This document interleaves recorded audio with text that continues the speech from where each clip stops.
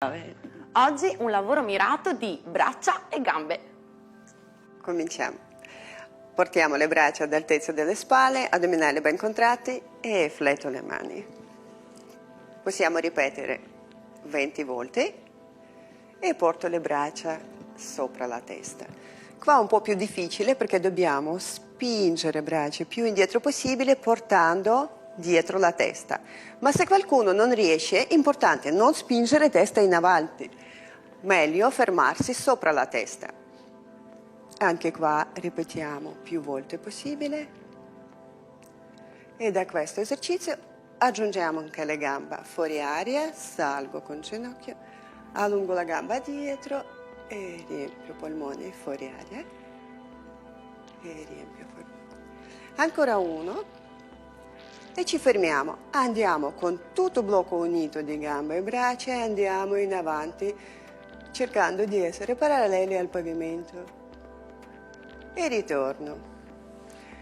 Gamba destra, fuori aria, riempio polmoni, fuori aria. E ancora due. Mi fermo, bella dritta, vado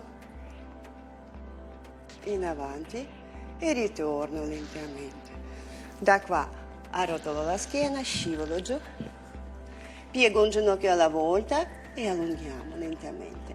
Srotolo la schiena e comincio a lavorare le gambe. Appoggio braccio sinistro sul bastone. Lavoriamo prima con l'anca, disegniamo belli cerchi, cambiando anche direzione. Estendo la gamba, apro lateralmente. Punta guarda pavimento, verso di me pavimento e comincio piccoli moleggi. Dobbiamo sentire il lavoro di glutei e gamba. Si sente? Sì che si sente, Olga. Ok. E ancora una variazione che salgo con la gamba, fletto e allungo. Fletto e allungo. Cerchiamo di fare più morbido possibile. E vado giù. Per allungare bene la gamba che ho appena lavorato, appoggiamo il ginocchio e vado giù.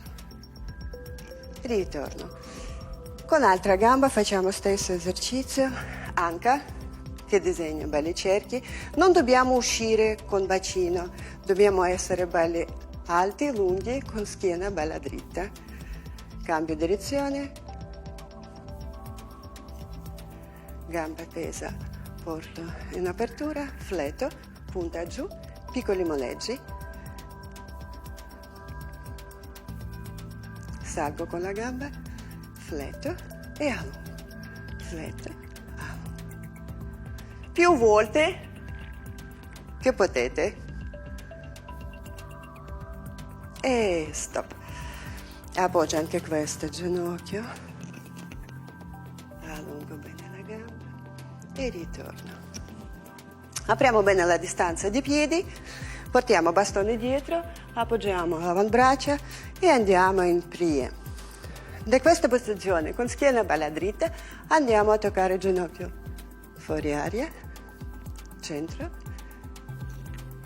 E anche questo esercizio possiamo ripetere più volte possibile.